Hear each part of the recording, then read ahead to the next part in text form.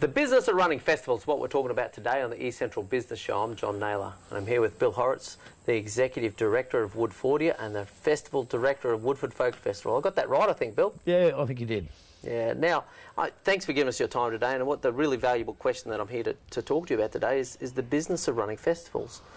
You know, festivals come and go in Australia, if not around the world, but Woodford's become something that's hung around quite a while now.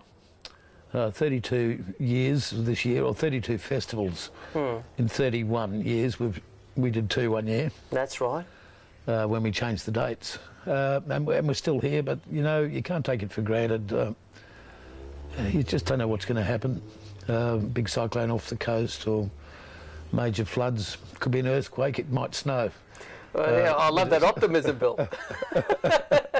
But seriously, the business of running festivals, like as a 6-year volunteer myself, I've seen the flat structure you run this festival in 180 odd departments. I mean, is that one of the keys to getting the job done?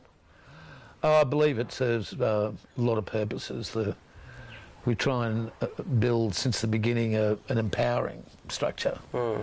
Whereas you know, if I'm making a decision at the top, by the time it filters down to the bottom in a conventional sense, it's become meaningless. I think you see that in lots of organisations and corporations, and we try should be the bosses at the bottom of the tree, not the top of the tree. Yeah. Yeah. And empower people to make decisions, because all decisions are made by individuals, not committees or boards.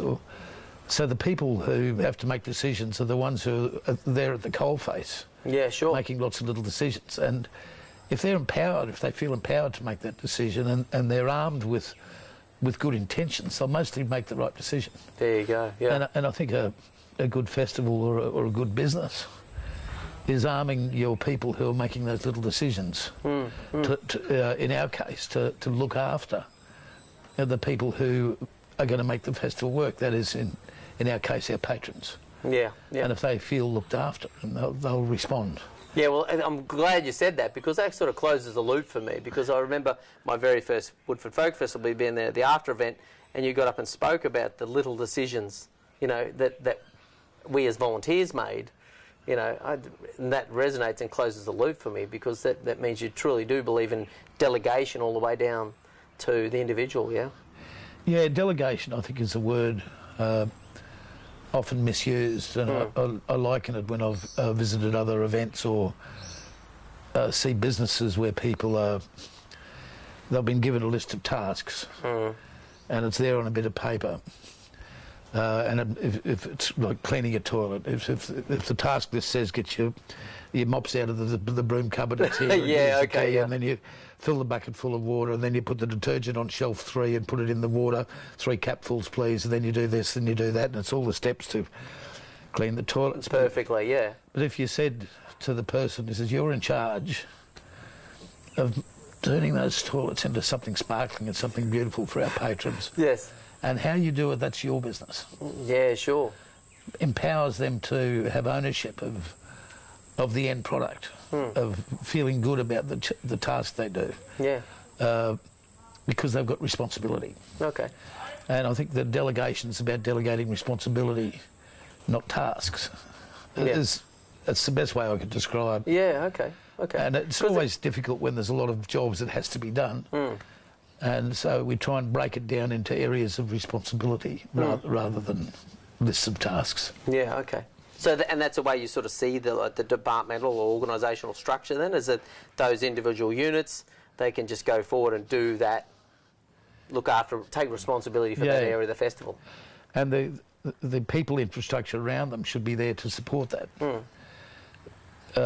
So in our people infrastructure plan, it's my job as the officer in charge is to support the senior staff members, and their job is to support the department heads, and their job is to support the volunteers. And the volunteers are the people that actually talk and serve our patrons. Yeah, sure. And it's the patrons that decide whether we live or die. It's the number of people who come through those gates, buy their tickets and have an experience. And what we're selling when people buy a ticket is an experience. Sure. That's largely determined by those little decisions that all those volunteers make. So why wouldn't you empower those volunteers to be making well-intended decisions to look after people? Yeah, fabulous. All right. No, that's really great. Oh, look, and I think that's really good. If you're happy to, I'll cut now and I'll ask you a couple more questions on that sort of topic, if you don't mind, Bill. Sure. Okay, thank you very much for speaking to me today. So that's all we'll do for today on the eCentral Business Show. And if you are interested in the Woodford Folk Festival, and the easiest way for you to find out more is go to the website. So that's woodfordfolkfestival.com.au. Fantastic. Can I interrupt? Oh, sure, go for it. .com. Oh, .com, thank you. Stand corrected. And I'm supposed to know about this stuff. All right, so .com, and that's going to inform you fully about the festival between Christmas and New Year at Woodford.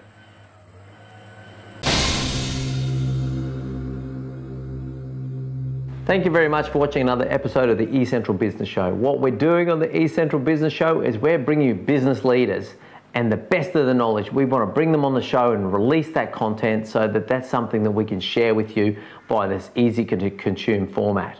So you can follow us across LinkedIn, Facebook, YouTube, Twitter, Google+, or just regularly visit the eCentral.com.au/show website, pick out the best things for you and educate yourself on that premise.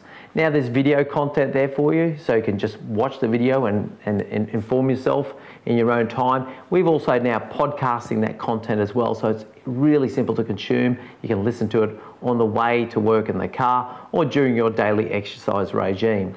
Beyond that, we're also looking to connect with business experts. So if you consider yourself to be an expert in your field, please make contact so we can schedule you in and have you come on the show, so you can release your content and increase your brand across our format. Beyond that, we also invite people to send us their email address so we can send you our monthly magazine. And that's just the best of the content, the best of the videos for the month, put out once again in an email, arrives in your inbox, so you can just go through and pick out the things that are really going to educate you and advance you in your field of expertise and in business. We're a business-focused show. So thank you very much once again for watching, and we'll see you next time.